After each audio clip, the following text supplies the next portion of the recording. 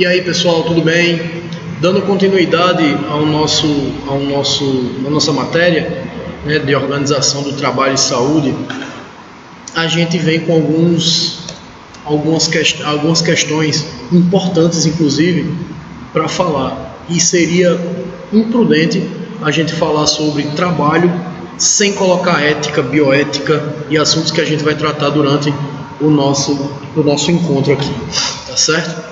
Bem, falando um pouco sobre a ética seria juízo de apreciação referente às condutas humanas susceptíveis de qualificação relativa à sociedade. Ou seja, o que é que ele quis dizer aqui? Ele quis dizer aqui que a sociedade ela impõe qualificações, ela impõe valores, né? E esses valores, eles nos cabe ser absorvidos para que o viver em comunidade, em sociedade, seja viável. E aí eu fui além, procurei no Aurélio, e segundo Aurélio, ele coloca a ética como uma ciência moral. É preciso sinceridade e conhecimento dos dogmas da sociedade, deveres do homem relativo aos bons costumes. E aí é muito importante a gente saber: quero, devo, posso. Se eu quero, eu posso. Se eu devo, eu posso. Se eu quero, muitas vezes eu não posso, né? Se eu devo, muitas vezes eu não quero. É importante a gente saber até onde a gente pode ir. A ética nada mais é do que o nosso limite. E aí a gente mediante tudo que a sociedade prega como positivo, como bom, né, para que o convívio seja relativo, seja viável, né, a gente se enquadra nos conceitos éticos. E aí nos remete também a valores. E o que são valores? É como o ser humano decide ou escolhe como se portar em uma determinada direção e dentro de uma determinada importância. Ou seja, aquilo que escolhemos adotar ou rejeitar dentro de uma sociedade, né? E aí dentro dos conceitos de valores, dentro de valores, a gente tem dois tipos: os valores construtivos e os valores destrutivos. O que vem a ser um valor construtivo? São valores que aprimoram a vida, colaborando para as manutenções e favorecendo a busca da felicidade e da participação social. E aí, professor, quais são esses valores? A gente tem como classificar cada um deles? Existem inúmeros, né? Mas, por exemplo, uma pessoa que tem talento, né, que tem aptidão para fazer determinada coisa, é um valor construtivo. Disciplina, né? Uma pessoa que, por mais que não vá de encontro com as necessidades dela, ou melhor dizendo, as vontades dela, né, ela faz o certo. Isso é disciplina. A questão da transparência: para termos ética, para sermos seres éticos, nós precisamos ser transparentes, porque de nada vale a gente fazer uma coisa para mostrar, né? A gente não tem que ser ético para mostrar para a sociedade, não. A gente tem que ser ético porque aquilo funciona, né? A questão da inovação, uma pessoa que se inova, uma pessoa que sempre está se reinventando, uma pessoa proativa. Isso são valores construtivos, são valores positivos. E os valores negativos, professor? São os valores que contribuem com o comportamento negativo, ou seja, que destrói todo aquele alicerce que a sociedade coloca como positivo, né? Impedindo e prejudicando a evolução natural da existência e dos seres vivos. E aí a gente tem alguns valores que contribuem muito bem para isso, como a inveja, né? Muitas vezes a gente consegue um negócio e, pelo simples fato de o outro não conseguir, ele vai lá e estraga, né? A questão da desigualdade, né? A deslealdade é também mostrado aí na chargezinha aí, né? O cara teve a ideia e aí vem uma pessoa com alguma coisa que vá machucá-lo, que force ele a de repente ceder aquele trabalho duro, aquele produto que ele desenvolveu, né? Isso é deslealdade, isso é uma coisa antiética, né? E eu acho que se não a maior, um dos valores mais podres, sujos que a gente pode ter como antiético, como um valor destrutivo, seria a hipocrisia, né? Muita gente não entende o real significado de uma coisa e acaba deturpando aquela situação, né? Em prol do seu ego, em prol das suas necessidades, ou melhor dizendo, em prol das suas vontades. Nem tudo que eu tenho vontade é necessário, então é importante sabermos disso. E aí, pessoal, sabendo um pouco da ética, nos vem a bioética. E aí a gente tem material suficiente para entrar naquele dilema, né? Aonde começa a vida? A bioética hoje ela ainda está nessa nuance de saber quando a gente pode, quando a gente não pode, o que é permitido, o que é imoral. E a bioética é uma vertente da parte das ciências e da medicina, da saúde como um todo, que delimita aonde você pode ir, coloca limites, né, que delimita. E aí o conceito técnico de bioética seria uma área de estudo interdisciplinar que envolve a ética e a biologia, fundamentando os princípios éticos que reagem à vida quando essa é colocada em risco pela medicina ou pela ciência, né? Por exemplo, o aborto ele é uma coisa que tem que ser permitida. Ora, a mulher ela tem autonomia suficiente para dizer o que faz ou não com o seu corpo, certo? Tudo bem, meu corpo, minhas regras. Mas até que ponto você pode intervir na vida de um outro ser? E aí a gente traz o início da temática bioética, que a gente coloca a vida. Aonde surge a vida? Até que ponto é antiético? Até que ponto é imoral? Até que ponto é assassinato, digamos assim, você fazer um aborto, né? Existe um ponto onde você faz um aborto e você não tira uma vida? Tudo isso são nuances que a bioética cuida, né? Que a bioética trata na sua essência. Professor, e o que é que o senhor acha disso?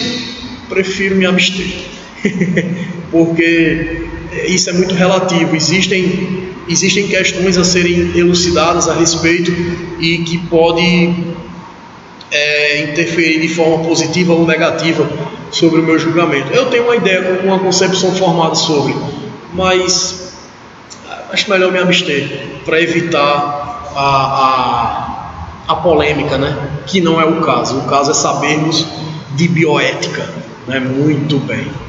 E aí, pessoal, sabemos agora o que é ética, sabemos agora o que são valores e sabemos agora o que é bioética. Agora a gente pode tratar sobre o trabalho em equipe, as diferenças de grupo e equipe. Galera, a ideia de compor uma equipe vem da necessidade de juntar forças para conquistar um objetivo em comum. E aí a gente pode dividir dois grandes grupos: o grupo e a equipe. Qual é a diferença entre os dois, professor? Em um grupo nós temos o trabalho unitário, ou seja, cada um trabalha por si, não necessariamente eles estão interligados. Um grupo é uma aglomeração, é um grupo. A ênfase nas habilidades técnicas, ou seja, cada qual que tem a sua habilidade técnica, ou seja, cada um por si. As atividades e tarefas são estritamente definidas, né? Cada qual tem sua atividade e dê seus pulos, né? Se vire.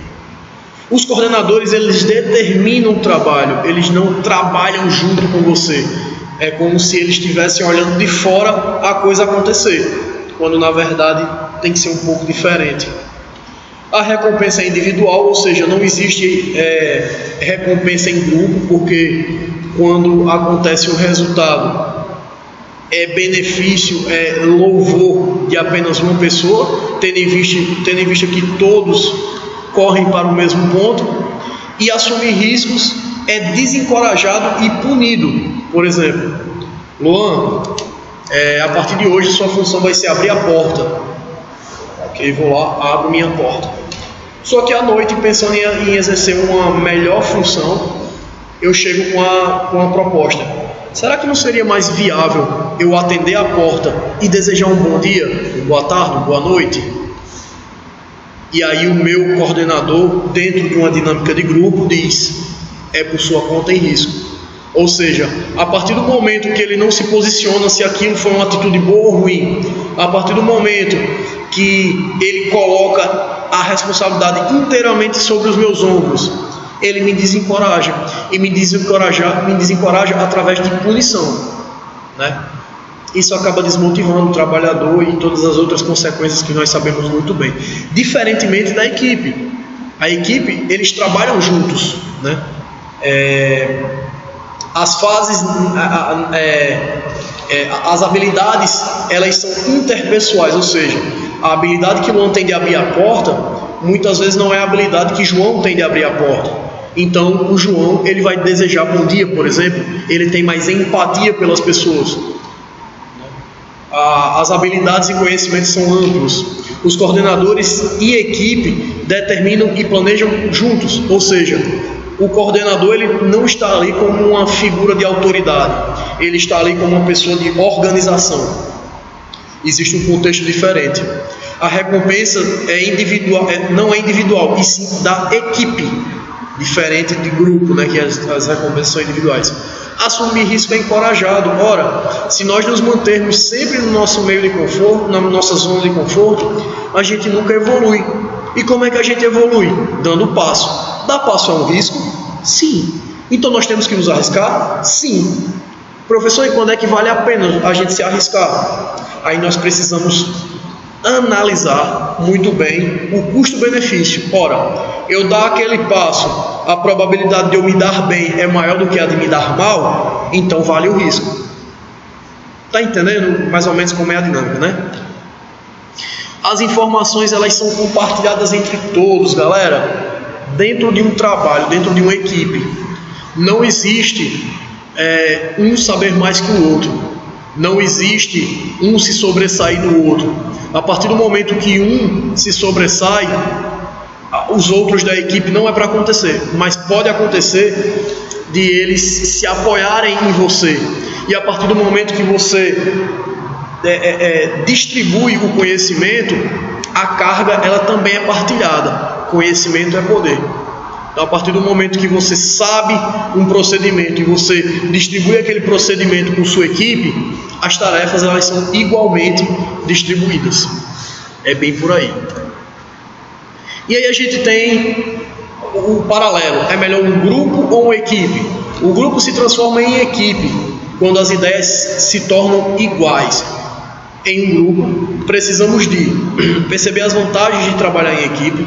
É importante. Ora, eu vou conseguir um objetivo com menos esforço, tendo em vista que o esforço principal para conseguir o objetivo, ele é compartilhado. Então, temos a vantagem para trabalhar em equipe. Complementaridade, onde um falta, o outro chega junto e vice-versa, né? Aí é que é a importância da multidisciplinaridade, né? Muitas vezes eu não sou bom em uma determinada área, mas o meu colega que é da minha equipe é bom, então ele já me complementa, e aí a gente tem um serviço completo, né? Interdependência. Olha só, pessoal, a interdependência, ela faz menção à proatividade. Ora, eu não posso esperar, porque a minha função é abrir a porta, eu não posso esperar, por exemplo, o meu colega dar bom dia. Na falta dele, eu posso cobri-lo, né?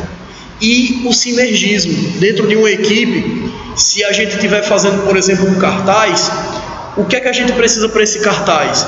A gente precisa de papel, a gente precisa de caneta, a gente precisa de uma régua para estabilizar a letra, a gente precisa de lápis de cor para colorir aquele painel. Então, sabendo que cada um pode ajudar de uma maneira, cada um independentemente e de forma sinérgica, ou seja, de forma entrosada, vai atrás de um determinado item para chegar a um objetivo comum. Isso é sinergia, né? Outro ponto que é importante, as avaliações elas são constantes dos passos a passos. Ora, na atitude de abrir a porta, exemplo citado anteriormente, eu estou abrindo ela de forma enérgica e estou de cara feia, né? O produto está sendo vendido, ou seja, a tarefa, abrir a porta, está sendo feito, mas está sendo feito da melhor forma? Quantas pessoas estão tendo um bom dia, né, realmente, ao passar pela porta que eu abro? Em contrapartida, o funcionário B, ele sempre está com um sorriso no rosto, ele sempre está com um uniforme impecável, ele sempre é agradável, né, ao falar palavras positivas. Então, a proatividade e o dia daquela pessoa que passou por ali, consequentemente, vai ser bem melhor. A educação a todos os membros de forma permanente. Galera, não é porque eu sei de uma coisa que eu vou segurar aquele conhecimento comigo, de jeito nenhum. Em uma equipe, todos têm que falar a mesma língua, até porque todos têm que ser sinérgicos, ou seja, todos têm que ser muito bem entrosados. Já imaginou se em uma orquestra o regente ele não passasse a harmonia para os demais? Iria virar barulho e não música, né?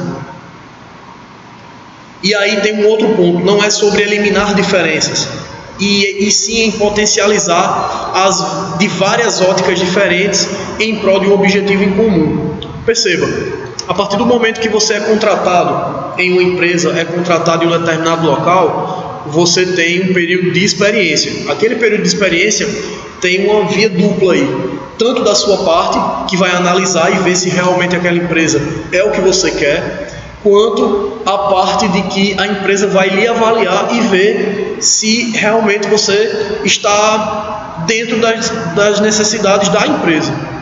Contudo, pode ser que por você não fazer parte, não significa dizer que você não é apto a estar naquela empresa, até porque uma empresa ela tem várias funções e você foi avaliado em uma, né? E aí seria mais interessante, por exemplo, na entrevista prévia, avaliar essa multidisciplinaridade da pessoa e dizer: olha, eu gastei um tempo com você ali treinando, fazendo um período de experiência, passando toda uma normativa, eu poderia estar com uma pessoa já compondo minha equipe. Vamos tentar alocar você em um outro ponto onde você possa exercer um trabalho melhor? Entende? Então, você tirar aquela coisa unilateral e começar a expandir, olhar fora da caixinha, né? Ver que de repente você está contratando um técnico de enfermagem para UTI, mas que aquele cara poderia ficar muito melhor, ser um profissional muito melhor dentro da questão de urgência e emergência, quem sabe?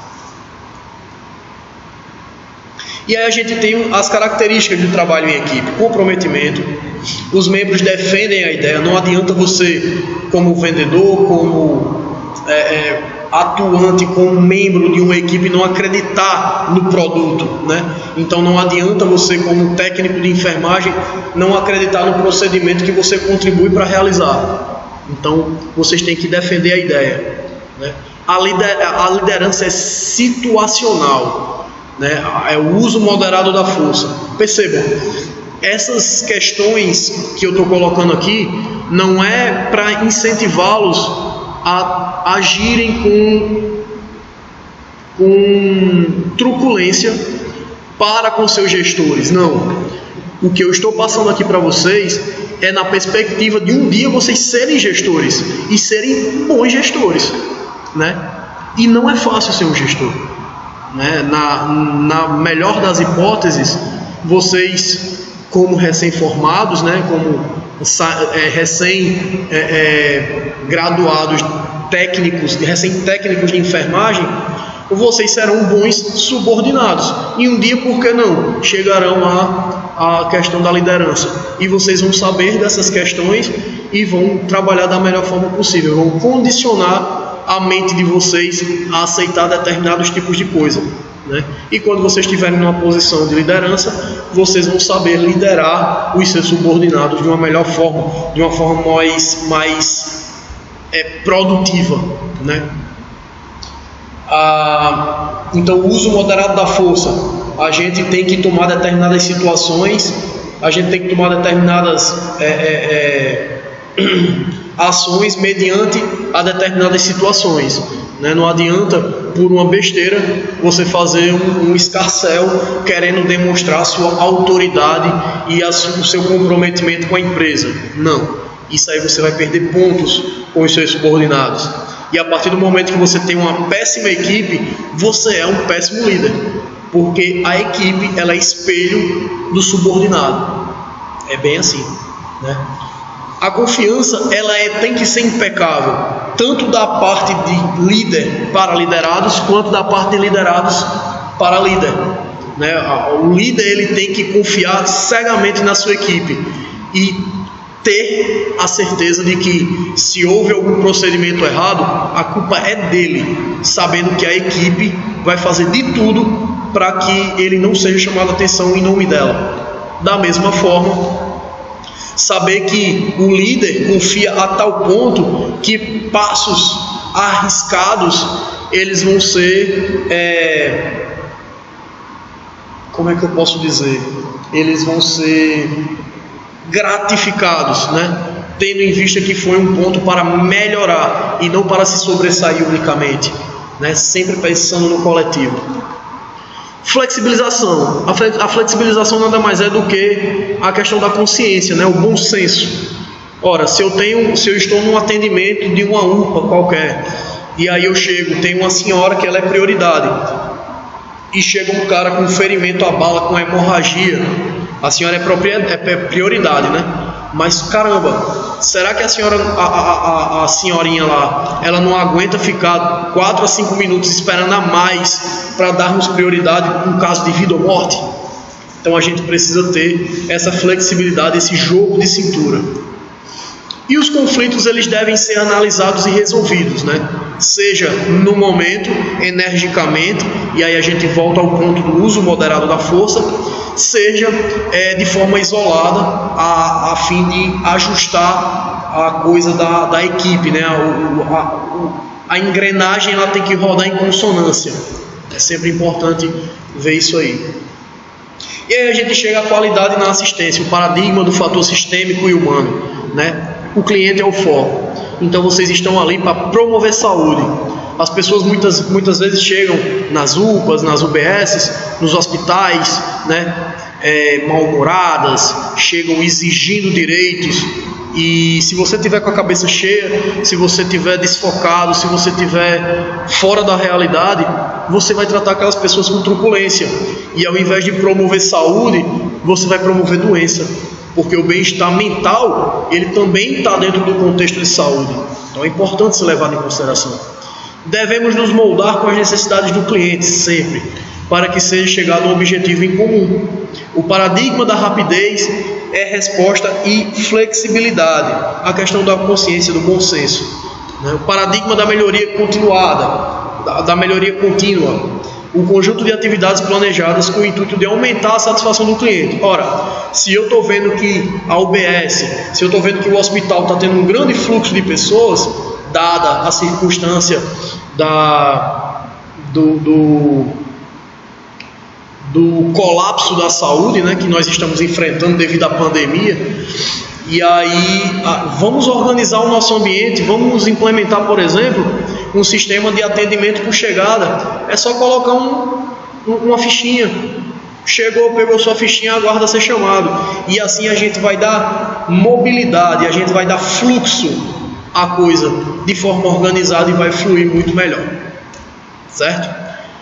Paradigma de pensamento sistêmico, né? A forma de análise, capacidade de uma pessoa de adquirir para avaliar os acontecimentos ao redor. Entra muito naquela questão da melhoria continuada, né? Ora, eu estou vendo que está tendo um grande fluxo, então eu preciso fazer com que esse grande fluxo ele seja processado. De que forma? Através da implementação de fichas, através da implementação da contratação de mais médicos, de mais técnicos, de mais enfermeiros.